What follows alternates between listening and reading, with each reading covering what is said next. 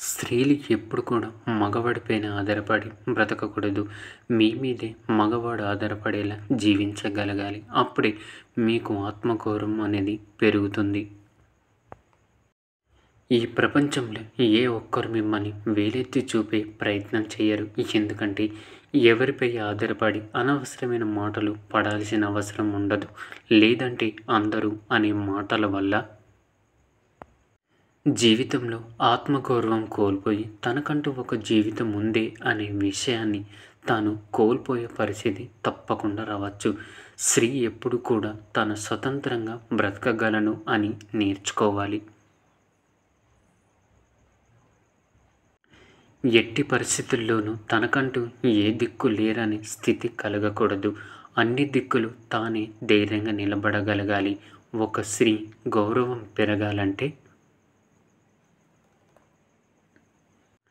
తాను సంపాదించాలి, తాను ఇంటిని చక్కబెట్టాలి, ఇంకా తానే ఇంటి మొదట ఆసరగా నిలబడగలిగి. లేదంటే ఇంట్లో ప్రతి ఒక్కరికి చులకన అయిపోతారు, అలుసుగా మాట్లాడతారు, ఏ విషయంలో మిమ్మల్ని మాట్లాడనివ్వరు. ప్రతి పరిస్థితికి కూడా మీరే కారణంగా వేలెత్తి చూపిస్తారు. అందుకే అత్త అరిచిన, భర్త బాధపడ్డా, ఎవరి నోర్లు ఎలా నాలినా ఈ ఒక్క హక్కును చేయించుకోగలిగితే చాలు. గౌరవం, వ్యక్తిత్వం, ఆత్మవిశ్వాసం, ఆత్మగౌరవం జీవితానికి సరిపడా పెంపొందుతాయి. ఒక మంచి భర్త తన భార్యతో ఇలా నడుచుకుంటాడు. వారికి ఈ 5 లక్షణాలు తప్పకుండా ఉంటాయి. మొదటిది, తను తన భార్యతో ఎంత కోపం వచ్చినా కూడా తనపై అరిచి మాట్లాడడు. రెండవది, తన భార్య గురించి ఇతరుల వద్ద ఎప్పుడు కూడా చెడుగా మాట్లాడడు. మూడవది, తన భార్యతో పంచుకోవలసిన ప్రేమ, ఆప్యాయతలు, అలాగే శరీరాన్ని వేరొక స్త్రీతో పంచుకోడు, కనీసం ఊహించుకోడు కూడా. ఇంకా ఇలానే పంచుకుంటూ ఉంటే అది వ్యభిచారమే అవుతుంది కాదంటారా? నాలుగవది, ఇతరుల స్త్రీలతో తన భార్యని ఎప్పుడు కూడా పోల్చడు. ఒకవేళ ఆ పరాయి స్త్రీ వారికి సరైనదే అయితే ఆ భగవంతుడు వారిని మీకు భార్యగా రాసిపెట్టేవాడు. విధి ఎప్పుడు కూడా మనకు సరైన జతనే తోడుగా ఇస్తుంది. ఇక మీ ఇద్దరు ఒకరికిపై ఒకరు తోడుగా ఉంటూ జీవితంలోని అన్ని సమస్యలకు అన్నిటినీ ఎదుర్కోవాల్సి ఉంటుంది. అంతేగాని మీ జీవితానికి ఒకరినొకరు మీరే సమస్యగా మారకూడదు. గుర్తుంచుకో మిత్రమా. ఇక ఐదోది, మంచి భర్తలు ఎప్పుడు కూడా తమ భార్యలతో ఎంతో సాధుగుణంతో మృదువుగా మసులుకుంటారు. ఎప్పుడు వారు నొచ్చుకునేలా మాట్లాడరు. ఎందుకంటే ఆమె తన కోసం తన తల్లిదండ్రులని, అన్నదమ్ముల్ని, అసలు తన జీవితాన్ని వదిలి తన కోసం వచ్చి సేవలు చేస్తుంది అనే విజ్ఞాతతో ఉంటారు. కాబట్టి అర్థమైందనుకుంటా.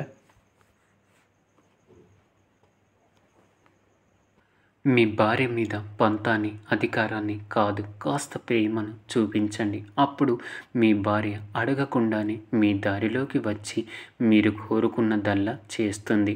గుర్తుంచుకోండి.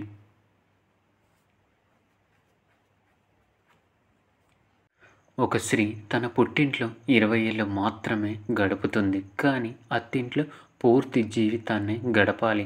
అలాంటి ఇల్లు ఆమెకు ఆలయం కాకపోయినా పర్వాలేదు, కానీ కారాగారం మాత్రం కాకూడదు కదంటారా?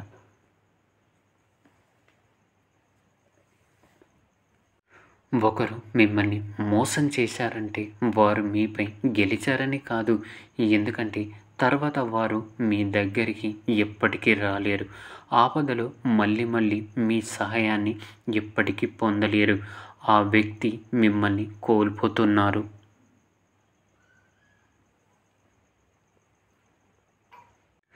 అంతేగాని మీరు వారిని కాదు. మళ్ళీ మీ దగ్గరకు రాకుండా వారంతట వారే ఒక అడ్డుకట్ట వేసుకుంటున్నారని అర్థం. కాబట్టి చింతించకండి.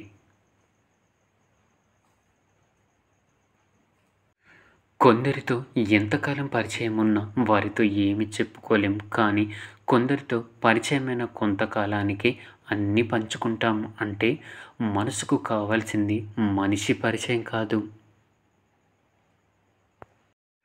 మనస్సు పరిచయం కాదంటారా?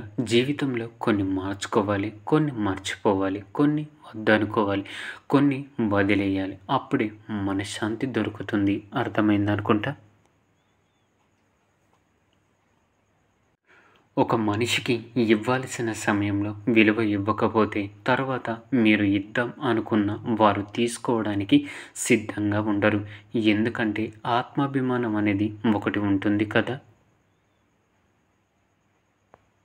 అర్థమైందనుకుంటా. మిత్రమా, ప్రేమిస్తే ఓపిక ఉండాలి, ప్రేమిస్తే అర్థం చేసుకోవాలి, ప్రేమిస్తే ఎవ్వరిని మోసం చేయకూడదు, ప్రేమిస్తే జీవితాంతం వాళ్ళతోనే ఉండాలి, ప్రేమిస్తే ఒకరిపై మరొకరికి నమ్మకం ఉండాలి. ప్రేమిస్తే వాళ్ళ కోసం ఎవరినైనా ఎదిరించగలగాలి. ప్రేమిస్తే ఎవరి కోసమో ప్రేమను దూరం చేసుకోకూడదు. గుర్తుంచుకో మిత్రమా.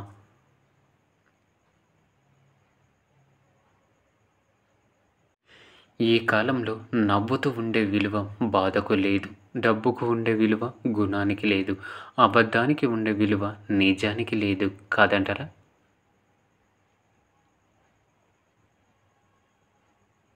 ఎట్టి పరిస్థితుల్లో కూడా భార్యాభర్తల మధ్య ఏవైనా అభిప్రాయ భేదాలు, విభేదాలు ఉంటే ఎప్పుడు కూడా పిల్లల ముందు బయట పెట్టకూడదు.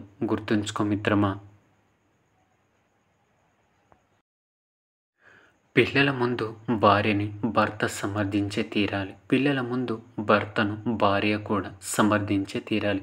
తప్పకుండా ఒకరినొకరు గౌరవించుకొని తీరాల్సి ఉంటుంది. మీ మధ్య ఏమైనా సమస్యలు ఉంటే తలుపులు వేసుకోండి. ఆ 4 గోడల మధ్య వారికి వినిపించకుండా కొట్టుకోండి, తిట్టుకోండి. ఎవరు చూడట్లేదు అనిపిస్తే కాలు కూడా పట్టుకోండి. ఇక అది వేరే విషయం. భార్యాభర్తల మధ్య తిట్టుగోడలు, కొట్టుగోడలు ఉంటాయి.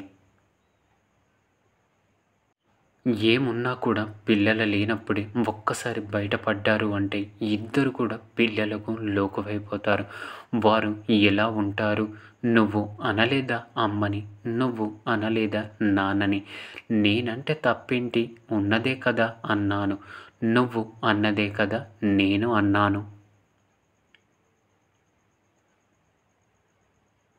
అంటూ మిమ్మల్ని లోకువగా చూస్తారు. తల్లిదండ్రులు ఎప్పుడు కూడా ఎన్ని గొడవలు వచ్చినా కూడా పిల్లల విషయం వచ్చేసరికి మాత్రం ఏకత్రాటిపై ఉండి అలాంటి మాటలు ఎప్పుడు కూడా మాట్లాడలేదు.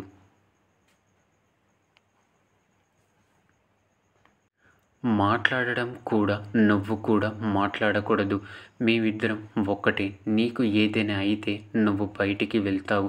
మేమిద్దరం ఒకటిగా ఇక్కడే ఉంటామని గట్టిగా చెబితే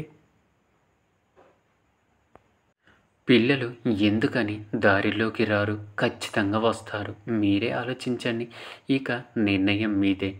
మీరు ఇంతకు ముందు ఎప్పుడు ఓడిపోయారో మీకు ఏమైనా గుర్తుందా? మీ వల్ల తప్పు ఎప్పుడు జరిగిందో, మీరు ఎప్పుడు ఇబ్బంది పడ్డారో?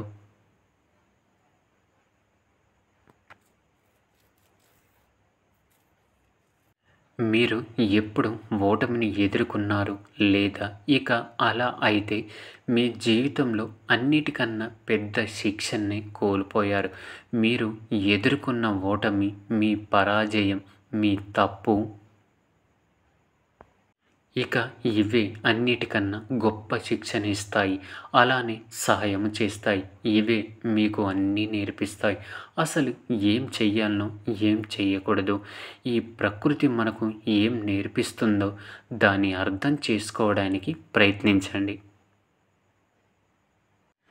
చీకటి పడని ఒక రోజును మీరు ఎప్పుడైనా చూశారా?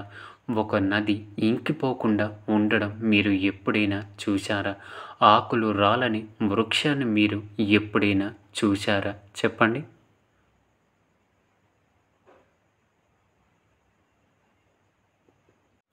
ఒకవేళ సూర్యుడు ఓటమిని ఒప్పుకుంటే ఇక రాత్రి తర్వాత ఎప్పుడు కూడా మీరు ఉదయాన్నే చూడలేరు.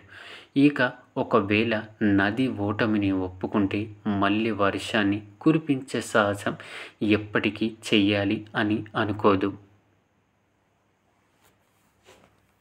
ఒకవేళ వృక్షం ఓటమిని ఒప్పుకుంటే వసంత ఋతువుల్లో కొత్త ఆకుల్ని జన్మ ఇవ్వాలి అనుకోదు.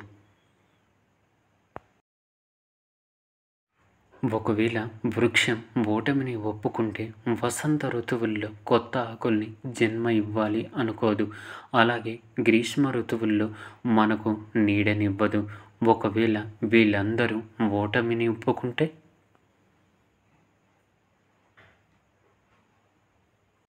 ఈ భూమి ఆకలితో మిగిలిపోతుంది. ప్రకృతి మనకు ఇదే నేర్పిస్తుంది మిత్రమా. ఈ సూక్తుల్లో ఏ సూక్తి నచ్చిందో కామెంట్ చేయండి. ఈ వీడియో కనుక నచ్చినట్లయితే లైక్ చేసి షేర్ చేయండి. మరిన్ని వీడియోస్ కోసం మన ఛానల్ని సబ్స్క్రైబ్ చేసుకొని మాకు మరింత సపోర్ట్ చేయండి. మీకు ఎటువంటి సమస్యలు బాధలు ఉన్నా సరే మాతో కామెంట్ సెక్షన్లో పంచుకోండి. మీకు తప్పకుండా ఏదో ఒక సలహా ఇవ్వడానికి ప్రయత్నిస్తాం. ధన్యవాదములు.